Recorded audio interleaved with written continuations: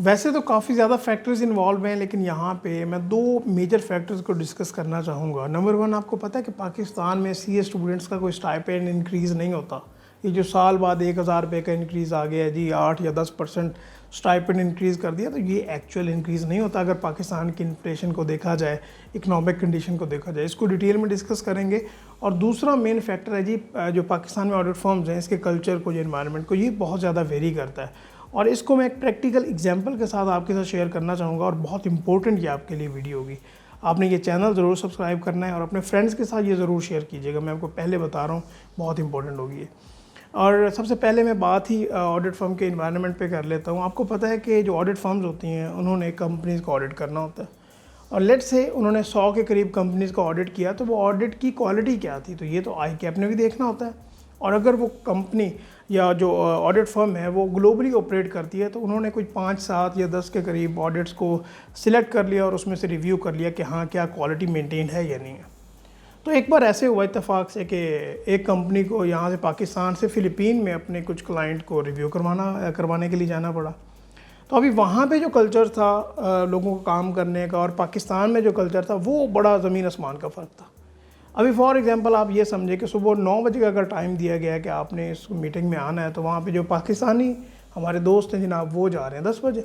और ये रूटीन क्या है मैं आपको बताता हूँ, ये आपको पता होना चाहिए। ये मैं बाद में उस फैक्टर पे भी आता हूँ कि अगर आप ऑडिट फर्म में जाएँ तो आपको पता होगा कि जो हमारे मैनेजर्स हैं या डायरेक्टर्स हैं या पार्टनर्स हैं, उनकी कोई पर्टिकुलर एक ख़ास टाइमिंग नहीं है। उन्होंने अपने हिसाब से आना है और अपने हिसाब से जाना है।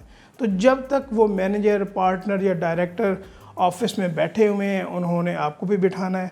5 बजने हैं तो आपको कॉल आ जानी है आपके सुपरवाइज़र को, अगर आप सुपरवाइज़र हो या जॉब इंचार्ज हो, तो हाँ भाई, ये फ़ाइल लेके आ जाएं, ये क्लाइंट लेके आ जाएं और रिव्यू करवाएं। इवन यहाँ तक भी देखा गया है कि अगर कोई बंदा क्लाइंट पे बैठा हुआ है तो उसको शाम 5 बजे कॉल आ जाएगी, हाँ जी आ जाएं और रिव्यू करवा लें। ये कोई तरीका नहीं होता काम करने का। जो काम आप 6 बजे तक नहीं ना कर सके, वो रात 10 बजे तक भी नहीं होना, वो आप सुबह जल्दी आएँ और अपना काम कंप्लीट करें।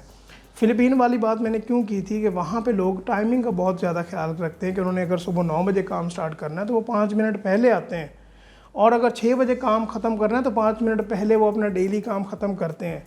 और इसका ये हरगिज़ मतलब नहीं कि वहाँ पे लेट सिटिंग्स नहीं होती।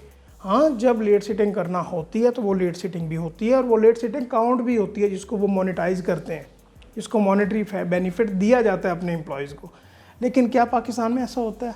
बिल्कुल नहीं होता। और यही मेन फैक्टर मैंने आपसे डिस्कस करना था कि बाज़ ऑडिट फर्म में, बल्कि मोस्ट ऑफ द केसेस में आपने ये देखा होगा कि अगर आप 9 बजे तक बैठे हैं ना रात को, तो फिर तो आपका ओवर टाइम काउंट ही नहीं होता। और अगर आप 9 बजे के बाद बैठे हैं तो फिर आपका 9 बजे के बाद वाला जो ओवर टाइम है वो काउंट होगा, अदरवाइज़ वो तो आपका डिलीट हो जाएगा। कोई आपको मॉनेटरी बेनिफिट नहीं दिया जाएगा। बाज़ फर्म्स, कुछ फर्म्स होंगी जो कि आपको मॉनेटरी बेनिफिट दे देंगी, और वो भी बहुत कम, जो ना होने के बराबर है। और दूसरी बात, लेट से हम अगर ट्रैवलिंग की बात करें, पेट्रोल 150 पे चला गया और इसने आगे भी मज़ीद इंक्रीज़ करना है। अगर आप बाद में वीडियो देख रहे हैं तो आई डोंट नो कि उस टाइम क्या प्राइस होगी। तो लेकिन जो हमारा पर किलोमीटर रेट दिया जाता है स्टूडेंट्स को, अगर वो ट्रैवल कर रहे हैं अपने ऑफिस से क्लाइंट तक के लिए, तो वो उतना ही है। तो इसको भी इंक्रीज़ होना चाहिए। और दूसरी बात जो मैंने आपको स्टाइपेंड के हिसाब से की थी, मुझे बात आप ये बताएं कि $1 की इन्फ्लेशन रेट ज़रा देखें कि डॉलर कितना इंक्रीज़ कर रहा है। और अगर मंथली एक्सपेंसेस की बात करें तो क्या स्टूडेंट वो अपने मंथली एक्सपेंसेस बर्दाश्त करने के काबिल है, जो कि दूसरे सिटी से, बिग सिटीज़ में आया हुआ है ट्रेनिंग हासिल करने के लिए? I don't think so.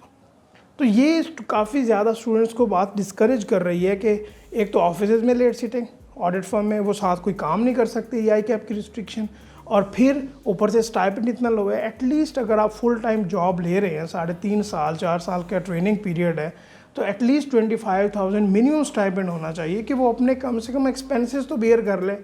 सभी स्टूडेंट्स 2-2.5 साल में, 3 साल में कैफ क्वालिफाई करके नहीं आ रहे होते, काफ़ी को 4-5 साल भी लग जाते हैं, लेट हो जाती है। ये प्रोफेशनल क्वालिफिकेशन है, कोई डिग्री तो है नहीं क्योंकि वो उसने एडमिशन लिया और पास होके ही उसने निकलना है। तो ये बहुत इंपॉर्टेंट फैक्टर है कि हमारा एक्चुअली इन्फ्लेशन रेट को और इकोनॉमिक कंडीशन को देखा जाए तो हमारा स्टाइपेंड इंक्रीज़ बिल्कुल नहीं होता। जो स्टाइपेंड पिछले साल था, बल्कि उसकी वैल्यू नेक्स्ट ईयर अगर इंक्रीज़ भी होगा तो वो कम होगी पिछले साल से। तो इसको देखना चाहिए। और ICAP, मैं आपको एक और मज़े की बात बता दूं कि फ़ी को लेके, जो आपकी एग्ज़ाम फ़ी होती है, उसके रेलिवेंट एक अच्छी बड़ी डिटेल मेरे पास आई है, तो मैं भी वो आपके साथ ज़रूर शेयर करूँगा। तो ये भी आपको पता होना चाहिए। एक कह लें छोटा बम या बड़ा बम ये भी फूटने वाला फ़ी को लेके। तो वो मैं ज़रूर आपसे डिस्कस करूँगा। तो आपने ये वीडियो अपने फ्रेंड्स के साथ ज़रूर शेयर करनी है ताकि उनको पता चले। और ये क्यों मैं कह रहा हूँ, एक्चुअली उनको ये बात करनी चाहिए अपने मैनेजर से कि सर अगर हम यहाँ पे इतना बैठ रहे हैं तो उस टाइमिंग के हिसाब से आप मंथली हमें मोनेटाइज करें। क्योंकि और अक्सर फ्रीलांसिंग प्लेटफॉर्म आपने देखे होंगे, वहाँ पे पर आवर हिसाब से रेट होता है, लेकिन पाकिस्तान में हम ये कंसीडर ही नहीं कर सकते कि ऐसा होगा भी सही अभी। तो आई होप कि इसके ऊपर कुछ ना कुछ बात हो, कुछ ना कुछ लोग इसको शेयर करें ताकि रेलिवेंट अथॉरिटीज़ तक ये बात जाए और वो इसको ज़रूर एड्रेस तो करें कुछ ना कुछ। तो इंशाल्लाह नेक्स्ट वीडियो में बात करेंगे। अस्सलाम वालेकुम।